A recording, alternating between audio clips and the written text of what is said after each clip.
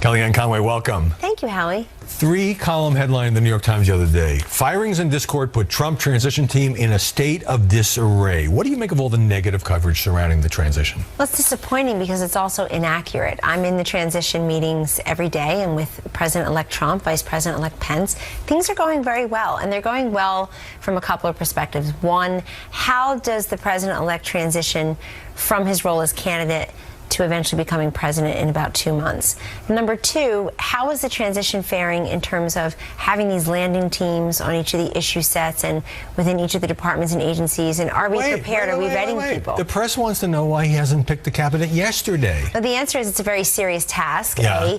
B, we're right on time, right on target for what's been done in the past, Republican and Democratic alike. And Howie, I would just remind us all, 16 years ago, after the 2000 election, you and I recall, we didn't know who the president was until about December 12th. So everybody went to Thanksgiving that year not even knowing who the president would be, let alone who his cabinet would be formed of. So I think everybody should just relax. And for me, it's been an extension with the media, an extension of all the negativity and inaccuracies and the conclusions in search of evidence that truly defined the campaign season. Well, since you brought that up, do you feel that, especially in the general election, now continuing in this transition period, that the press, much of the press, I should say, has held Donald Trump to a more negative, harsher, different standard than other presidential candidates? Incontrovertibly, unequivocally, and empirically provable.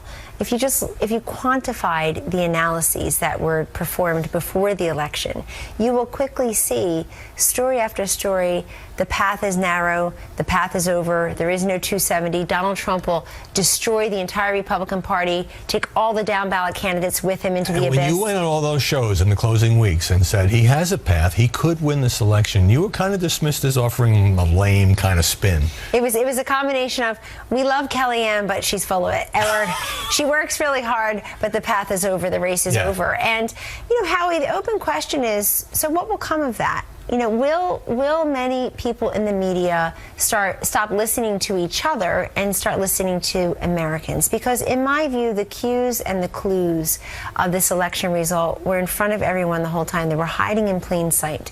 If you went to Donald Why couldn't journalists hear them? You're saying there's a bubble, there's an echo chamber? Well, fundamentally speaking, one would think on paper that Hillary Clinton would have the best chance of being elected president. And for a while, I think that's true if you just looked at the fundamentals. Sure. Who would raise the most money? Who's hired the most staff?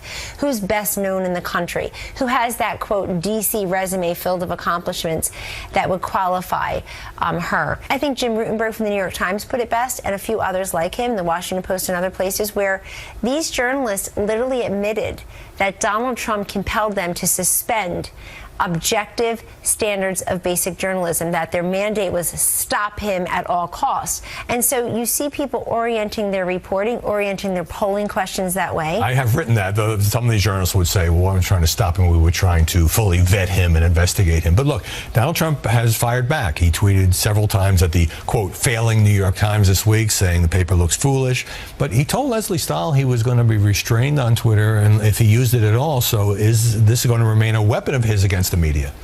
It certainly is a tool of communication for him that's very effective. I mean, Donald Trump has 25 million plus followers on Facebook and Twitter combined. And what I used to tell him during the campaign too, Howie, is that it's such a powerful exit for him. In other words, a mode of communicating that but for him posting an event or a rally he was going to have, or an article that talked about the strength he may have in Western Pennsylvania, for example, or among union households or the rural vote, then but for him posting that, there may be 25 million people who had not been exposed to that. So I still think it's a powerful tool for communications, but who can blame him if he's at all frustrated with not getting a fair shake? And the irony for me is that because the media did not equip America for the result that we have, President Donald Trump, you have many people who can't seem to accept the election results. I think that's the greatest irony of the last few weeks, is that everybody asked people like me, asked Donald Trump himself, will you accept the results of the election? Right, that was the question, third debate. It was the right question, asked of the wrong asked of the wrong candidate. Let me move to this. There was a huge flap over Trump ditching his press pool and going out to dinner at the 21 Club with his wife. Overblown a bit in my view, but there's an important issue here. Does Donald Trump understand the importance of having a protective press pool follow the next leader of the free world? Yes, and yes, it was overblown. He has a right to go to dinner with his wife and his family. And secondly, Yes, it is important to have a protective pool. Our communications director of transition, Jason Miller, did say after the 21 dinner that they'll do a better job of informing the press. But so it's a you're great committing, example. he is committing to allowing a pool to be there just in case something unfortunate happens? Well, he's committing to, we're working out everything in transition, but he's committing to having the press do what it needs to do and be where it needs to be to cover him properly. But let me make very clear something that's important. When Barack and Michelle Obama slipped out once or twice for date night, I think the president went to take a walk sometime. I don't remember the exact circumstances, but it literally was heralded as he's in touch with the common man. Look how great they are going to date night. Again, it just shows you the disparate coverage of two different men trying to do the same thing, which is spend a little family time. Yeah, you're seeing a double standard here. In the closing weeks in the campaign, you were interviewed by MSNBC News anchor Stephanie Ruhle, and she said to you, how do you face your children working for Donald Trump? What did you think at the time? I was offended, to be honest with you. It wasn't the first time I heard that question, and I certainly get it a lot on Twitter, usually by people who have cats as their picture.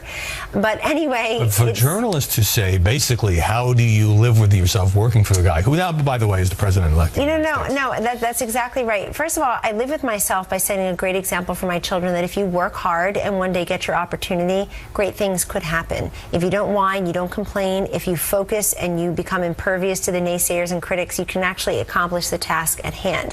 But I thought that Stephanie's question was most symptomatic of the following, which is the media insisted to the American people, here's what's important to you as you go into the ballot box. This is what you care about. This is what you'll vote on.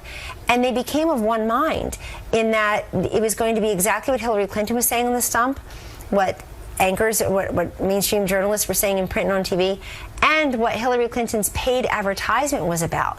She ended up talking about Donald Trump and women to the very last moment, or what he had said about someone 25 years earlier, and America rebelled. They said, you are not going to tell me what's important to me. So I always find the thought police and those who pretend they're for freedom of thought and personal liberty are full of it when it comes to here's how you should raise your children, here's what you should discuss with them. Nobody's going to come between me and the way I decide to raise my children and what I discuss with them. But I can tell you they're very proud, and like other people, particularly women in politics, children, they've made enormous sacrifices for their mother to do this. There's a lot of resentment toward the press over this election, to put it mildly. Kellyanne Conway, thanks very much. Thank you, Hallie. Appreciate it. And joining us now to analyze the coverage of the presidential transition, Aaron McPike, a political commentator and former reporter for Real Clear Politics.